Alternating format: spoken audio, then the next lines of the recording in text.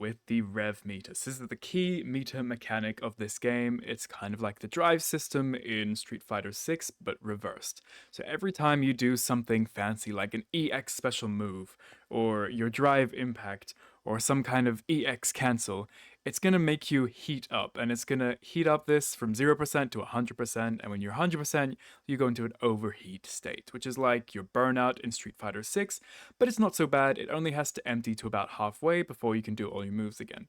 The only disadvantage of getting into overheat is that you can't do all your fancy attacks and you might get your guard broken. And this is summed up very simply and quickly in their game system video. So as you can see, every time you do an EX, it'll go up, and every time you hit a normal attack, it will go down. And it goes down on its own as well. So you can really do quite a lot of EXs in this game without worrying too much about how much it increases. But the moves that will increase your rev gauge, or your burning heat gauge, whatever, are going to be your rev arts, which are more colloquially known as EXs, or enhanced special moves. So that's when you just do your regular special move input, but press 2 punches or 2 kicks to get the enhanced version of your special moves. And also the Rev Accel, which is the version of cancelling EXs into EXs. And this is a key part of this game's combo system, where you cancel special into special into special, and then maybe do a cancel.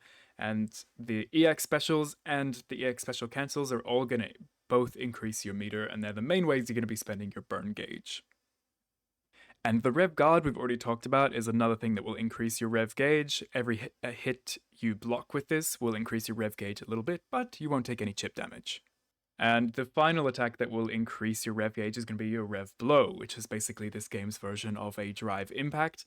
It's performed by pressing your 2 heavy buttons together, and yeah, it's a many hits of armor, you go straight through anything, and if it's a counter or if it hits opponent in the air, or whatever special conditions, you also get combos from it as well. So very, very similar to a drive impact. But there is a special system attached to this, and that is your SPG state, which we'll move into next. So you need to be having this glowing thing in your health bar where it says SPG in order to do this move. This is explained pretty well in the system guide trailer, so you can place your SPG in various parts of your health bar. It can be at the start, middle, or end. They're all about the same, except for the further down you have it, so the closer to dying that you activate this SPG, you get a little bit better. So in your SPG state, you get to have not only your drive impact, but also doing your EX cancels will cost a little bit less. And the lower you are when you do that, the less that will cost. So you'll have slightly cheaper combos if you have it closer to when you're dying. So you'll just get a little bit more damage by placing it closer to your death. But if you place it at the start, then you get to really go crazy and start the battle with your own advantage, or you can have ending the battle in your own advantage if you're more of a comeback type person. So it's cool that you get to pick your own style of SPG. Now the other thing that happens when you have SPG is also shown off in this trailer, and that is your hidden gear. So this is your big cinematic super. In this game, it can only be performed if you have max meter and you're in this SPG state. So that's another reason why you might want to place the SPG closer to, your lower life, because then you're more likely to have full meter, unless you somehow really do well at the beginning of the gauge that you get all your bars and you're still near full life, and then you get to do this amazing super. So those are the 2 things you get from your SPG. We can move on to the super gauge now that we're already talking about supers, and I think they're pretty easy, except for the fact that they have funky names. So they're performed in the same fashion that supers are performed in other games. It's just double fireball motion, or quarter circle forward, or down forward, however you want to say it. It's just a bunch of moves into a button, and you go for a super. So there are level 1 and level 2 supers. I think they are called Ignition Gear for the level 1, and Redline Gear for the level 2.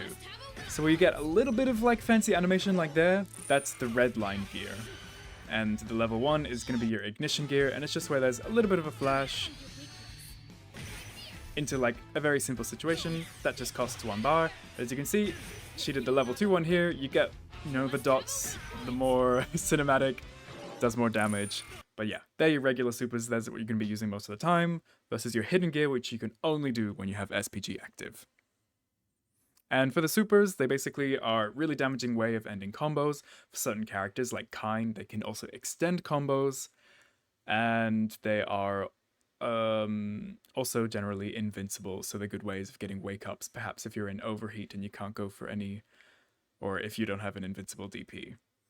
Another quick fun fact about the hidden gear that ties into the meter is that when you perform a hidden gear, it completely empties your heat gauge. So your rev gauge will be completely down to 0 even if you're in overheat, which is really cool. So if you've been going really crazy or done a super wild combo with EX into EX into EX into EX, overheat yourself, but then you go into this hidden art, you're instantly back to 0, and then you can go crazy again on offense. And another note on the rev gauge, specifically the overheating, is that not only can you not perform your, EX special moves and you cancel and stuff, but this guard gauge is only ever relevant in the overheat situation. It's normally just a pretty blue bar sitting there, but when you're in overheat, it turns red.